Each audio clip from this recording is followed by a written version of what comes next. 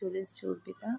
আপনাদের সঙ্গে একটি ছোট্ট ব্লগ শেয়ার করব। আর আমার বাড়ির যত ফুল গাছ আছে আজকে নিচে দিয়ে মাটি ছাদ বাঁধে নিচে দিয়ে লাগানো, তো সবার সঙ্গে আপনাদের পরিচয় করিয়ে দেবো আজকে। তো চলো, প্রথমে এই যে শিউলি ফুল অসময় খুব সুন্দর জানেন দেখতে। সকালবেলা উঠে এই ফুলগুলো দেখলে না মনটা একদম ফ্রেশ হয়ে যায় আমার। আর আমি একটু তাড়াতাড়ি উঠি ঘুম থেকে, আর সকালবেলায় ফুলগুলো দেখলেই কেমন মনটা ভরে যায়।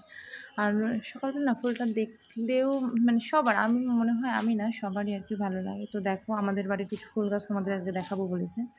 তো এটা হচ্ছে সাদা ফুল গাছ, যেটা হচ্ছে আমাদের একদম ঘরের সামনে লাগানো। আর খুব সুন্দর অনেক ফুল ফোটে, মোটা মোটা ফুল। আর এটা হচ্ছে মাধবীলতা, যেটা আমাদের মন্দিরের পাশে লাগানো থাকে। ফুলগুলো কি অপূর্ব ফুটেছে দেখুন, একদম লাল সাদা কম্বিনেশনটা এত সুন্দর, খুব ভালো লাগে দেখতে। আমার তো ভালো লাগে খুব। তোমাদের কেমন লাগে অবশ্যই জানিও কমেন্টে। আর এটা হচ্ছে মাধবীলতা, আর এটা হচ্ছে নয়নতারা। এটা অনেক কালারের হয়, এটা হচ্ছে সাদা কালার হয়, কিন্তু আমাদের বাড়িতে এই গোলাপি কালারটা আছে। সাদা কালারটা আগে ছিল, তো এখন আর হয় না ওটা, এখন শুধু এই গোলাপি কালারটা হয়।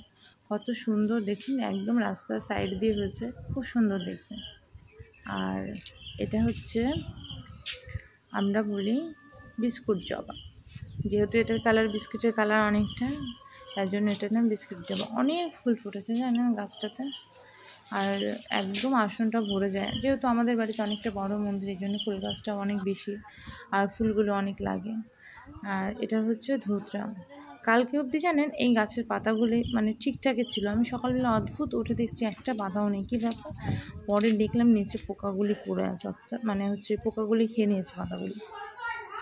এত খুব সুন্দর দেখতে। আর এটা হচ্ছে আরেকটা টগর ফুল গাছ, দেখেছেন কি সুন্দর ফুটেছে, আর কত কড়ি হয়েছে গাছটাতে, সুন্দর। আর এইটা হচ্ছে সব থেকে আমার প্রিয়, এটা হচ্ছে ডালিম গাছ।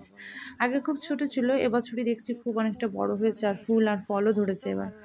আগে ছিল না, আগে ছিল ছোট ছিল, কিন্তু এবার যেহেতু ফুল আর ফলটা লাল কালারের হয়েছে, এত সুন্দর লাগছে না দেখতে, দারুণ দেখতে লাগছে।